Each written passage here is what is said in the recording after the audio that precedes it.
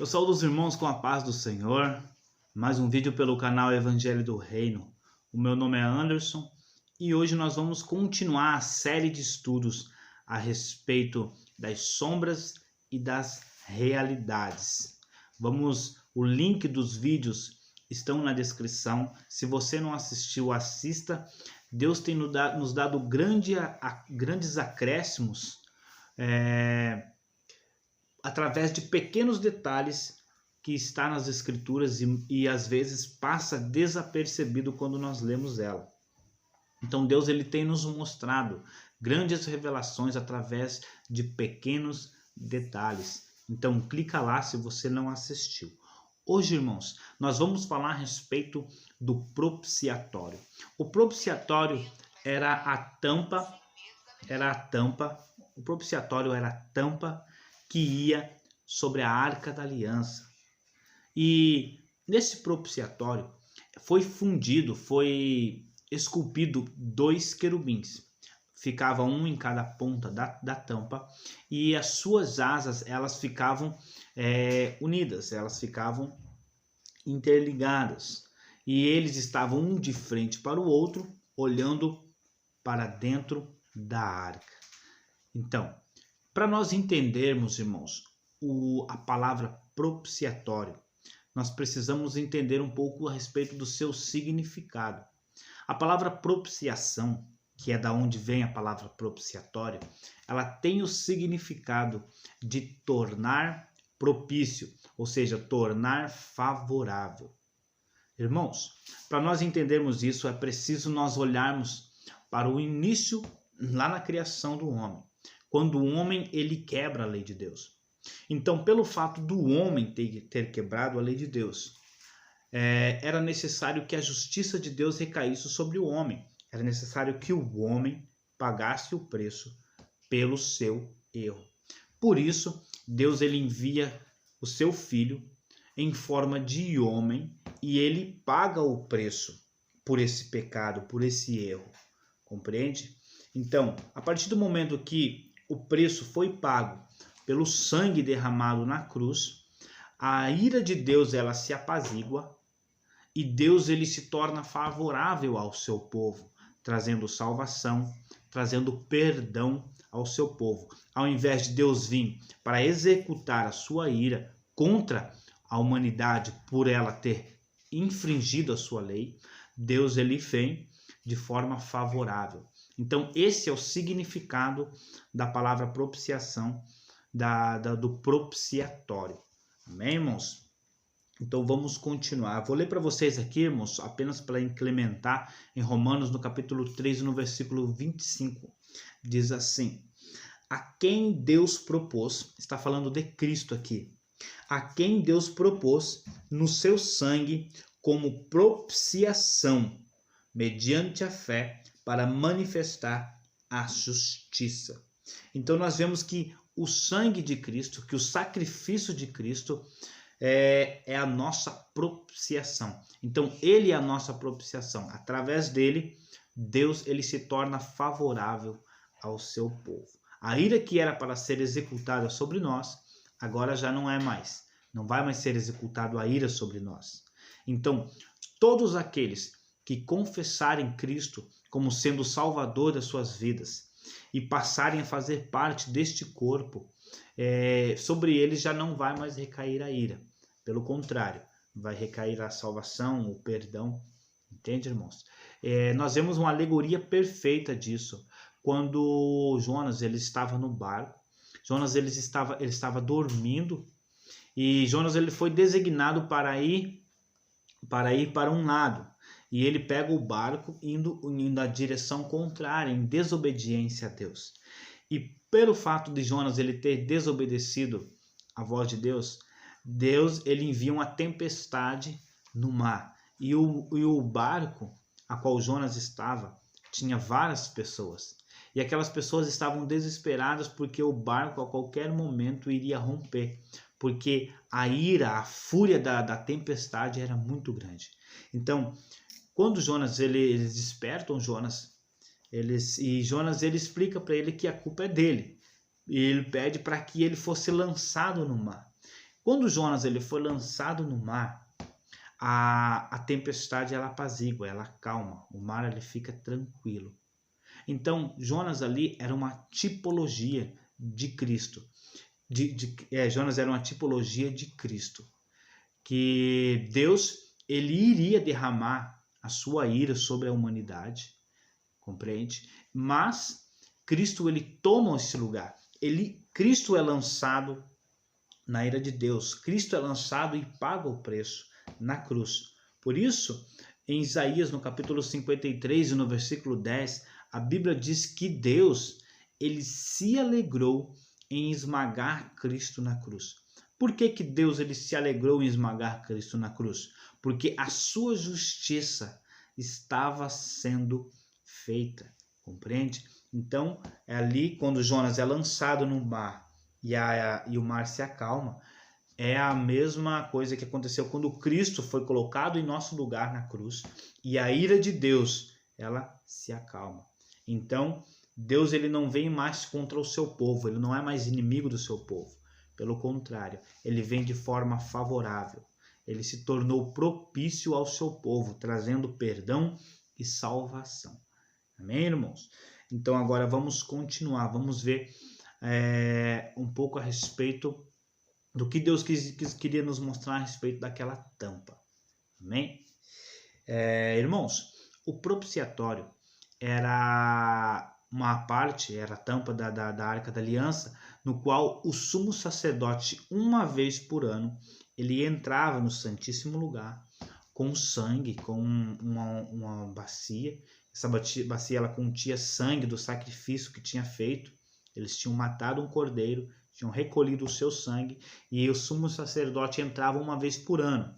Ele molhava a ponta do dedo e aspergia o sangue sobre a tampa 7 vezes. Irmãos, tudo isso ele tem significado, mas se nós formos entrar nesses detalhes, o vídeo fica muito grande. Então hoje nós vamos focar a respeito apenas do significado da tampa. Amém? Então, a tampa, vou ler para vocês aqui, irmãos, Êxodo no capítulo 25, no versículo 17 até o 22. Rapidinho. Faça também uma tampa de ouro puro, de 1,10 m de comprimento, por 66 centímetros de largura. Faça 2 querubins de ouro batido, um para cada ponta da tampa. Isso deve ser feito de modo que os querubins formem uma só peça com a tampa. Os querubins ficarão de frente um para o outro, olhando para a tampa.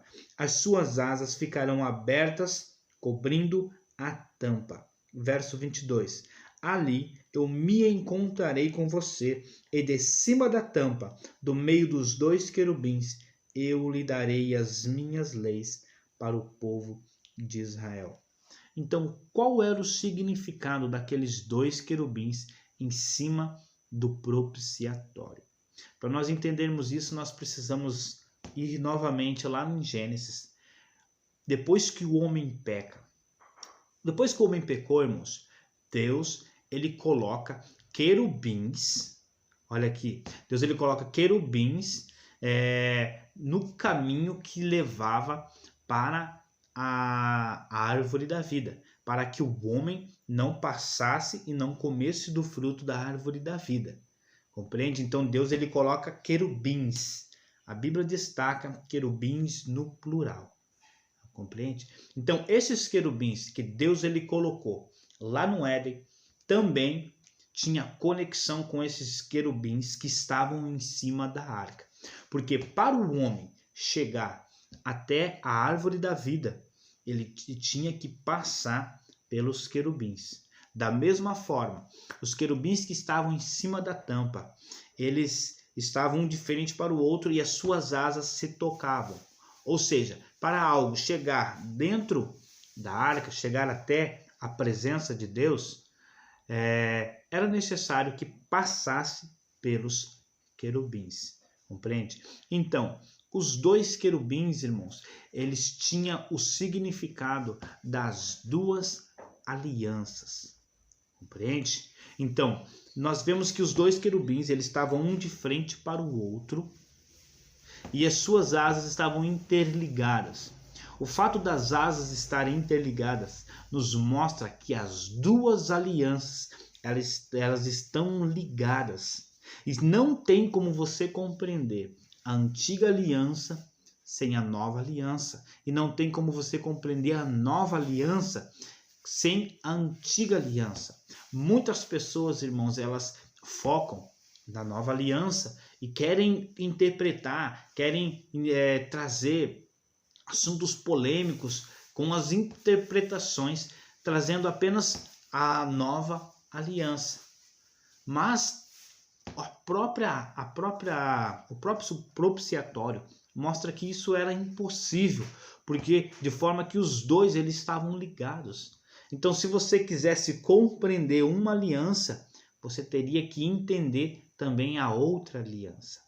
Irmãos, para que o homem voltasse a ter direito de comer da árvore da vida, é necessário que a humanidade passasse por essas duas alianças. Compreende? Então, da mesma forma que para o homem lá no Éden voltar a comer da árvore da vida, ele tinha que passar por esses dois querubins, assim também a humanidade ela tinha que passar por esses dois querubins, pelas duas alianças, para que ele tivesse direito novamente a comer da árvore da vida. Nós vemos isso, irmãos, ali em Apocalipse. Em Apocalipse, no capítulo 2, no versículo 7, a Bíblia diz: ao que vencer, darei o direito de comer da árvore da vida que está no meio do jardim. Ou seja, depois que passasse as duas alianças, aquele que perseverar teria o direito de comer da árvore da vida. Compreende? Então Deus ele estava nos mostrando isso. E o fato dos dois querubins estarem um de frente para o outro e olhando para a arca demonstra que as duas alianças apontavam para Cristo. As duas alianças revelavam a pessoa de Cristo. Por isso, eles estavam olhando para a tampa da arca. Irmãos, se você observar aqui comigo, a tampa da arca era uma representação de Cristo, né? Que foi com seu sacrifício até a presença do Pai. E dentro da arca tinha a presença de Deus. Então, quando esses querubins eles olhavam para a tampa, automaticamente eles estavam olhando para dentro da arca. Compreende? A Bíblia diz, irmãos, que Cristo é a imagem visível do Deus invisível. Ou seja, Cristo era a revelação de Deus. Então, as duas alianças, elas apontavam para Cristo e automaticamente também apontavam para Deus, porque Cristo é a revelação de Deus. Compreende, irmãos? Então, continuando aqui, irmãos, no versículo 22 tem algo muito importante. Diz assim: ali eu me encontrarei com você, de cima da tampa, do meio dos dois querubins, eu lhe darei as minhas leis. Então Deus diz a Moisés que viria sobre o propiciatório. E Deus ele destaca, irmãos, não à toa, que ele viria no meio dos dois querubins e daria a lei ao povo de Israel. Então nós vemos que os dois querubins ele tem o significado das duas alianças. Compreende? Moisés e Cristo que trouxeram Moisés trouxe a antiga aliança e Cristo trouxe a nova aliança. É certo que Moisés não é um querubim, né? Mas ali era uma tipologia, e Cristo também não é um anjo, mas também estava sendo a tipologia, porque eles trouxeram Moisés trouxe a antiga aliança e Cristo trouxe a nova aliança. Então a Bíblia diz que Deus ele viria no meio das duas alianças. E agora eu te pergunto, o que acontece na transação das alianças? O que acontece entre a antiga aliança e entre a nova aliança? Ou seja, no meio dos dois querubins. Quem que vem sobre a terra? Deus, Cristo. ele é enviado por Deus no meio das duas alianças, no meio dos dois querubins, e Cristo ele nos dá uma nova lei, né? Nova lei é modo de dizer, tá, irmãos? Mas Cristo ele nos dá a lei de Deus, que ele diz: amarás o Senhor teu Deus acima de todas as coisas e o teu próximo como a ti mesmo. É certo que essas duas leis, as resumem todos os 10 mandamentos, né? Mas então, nós vemos que Cristo, quando ele vem entre as alianças, na transição das duas alianças, demonstra este momento aqui, que Deus ele disse que viria no meio dos dois querubins e daria as leis ao povo de Israel. Compreende, irmãos? Então, você consegue ver aqui que Deus ele estava falando aqui da vinda do seu filho para morrer por nós e dar essas novas leis para o seu povo. Amém? Então, a conexão ela é perfeita, irmãos. Vou parar por aqui, irmãos. Eu espero que esse vídeo ele tenha trazido acréscimos para a sua vida, tenha trazido acréscimos para o seu conhecimento. Então, curte o vídeo, compartilha se você gostou e se inscreva no canal.